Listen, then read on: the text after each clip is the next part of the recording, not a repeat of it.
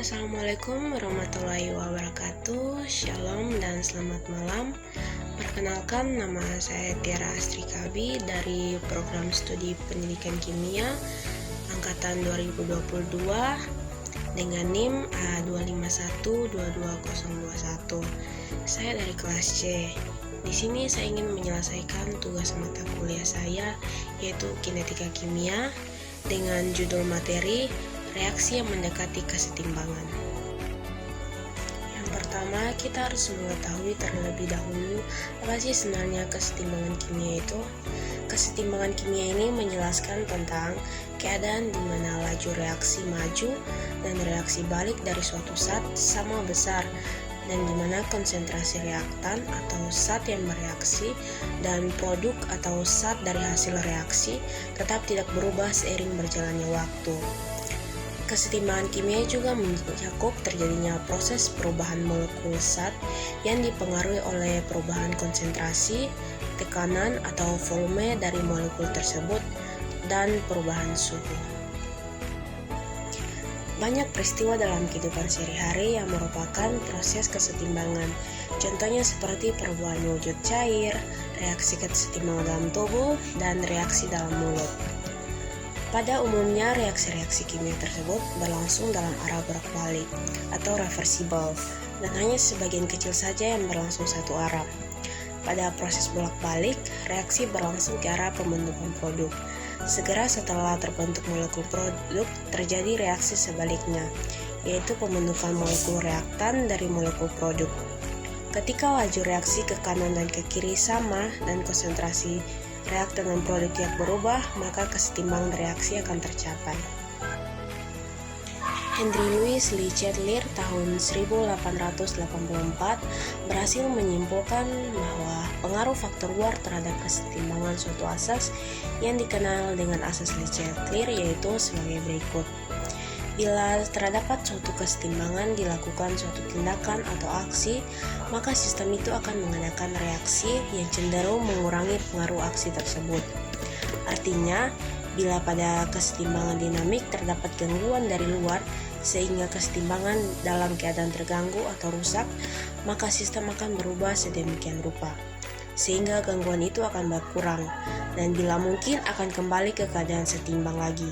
Cara sistem ini bereaksi dengan melakukan pergeseran ke kiri atau ke kanan. Yang berikutnya yaitu ada pergeseran kesetimbangan. Jika pada sistem kesetimbangan diberikan aksi, maka sistem akan berubah sedemikian rupa, sehingga pengaruh aksi tadi diupayakan sekecil mungkin. Aksi-aksi yang dapat mempengaruhi terjadinya pergeseran kesetimbangan antara lain perubahan konsentrasi, perubahan volume, perubahan tekanan, perubahan jumlah mol, perubahan temperatur, dan katalisator. Yang berikutnya yaitu faktor-faktor yang mempengaruhi kesetimbangan. Yang pertama ada pengaruh temperatur. Sesuai dengan asas Leclerc, di mana jika suhu atau temperatur suatu sistem kesetimbangan dinaikkan, maka reaksi sistem menurunkan temperatur. Kesetimbangan akan bergeser ke pihak reaksi yang menyerap kalor atau ke pihak reaksi endoteren. Sebaliknya, jika suhu diturunkan, maka kesetimbangan akan bergeser ke pihak eksoteren. Yang kedua yaitu pengaruh konsentrasi. Sesuai dengan asas Leclerc, di mana jika konsentrasi salah satu komponen tersebut diperbesar, maka reaksi sistem akan mempengaruhi komponen tersebut. Sebaliknya, jika konsentrasi salah satu komponen diperkecil, maka reaksi sistem adalah menambah komponen itu. Yang ketiga yaitu pengaruh tekanan dan volume.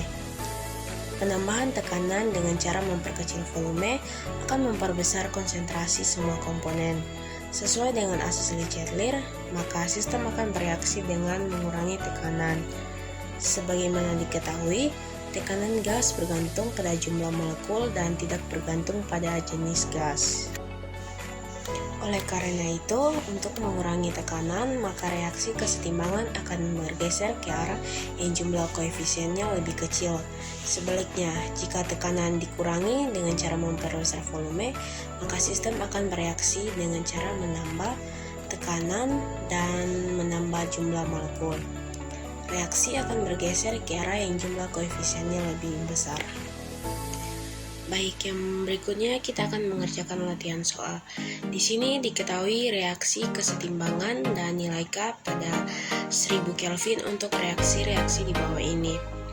Kita akan menentukan nilai ketetapan kesetimbangan K pada suhu 1000 Kelvin untuk reaksi CO ditambah H2O akan menghasilkan CO2 ditambah H2.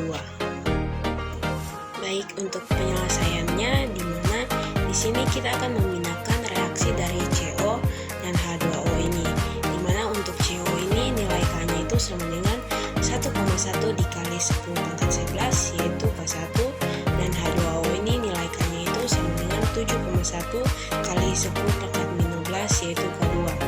Untuk nilai K-nya ini kita akan kalikan, di mana untuk K1 itu 1,1 dikali 10 pangkat 11 dikali dengan nilai K2-nya yaitu 7,1 kali 10 pangkat 15 yang akan menghasilkan nilai tetapan kesetimbangan yaitu 0,5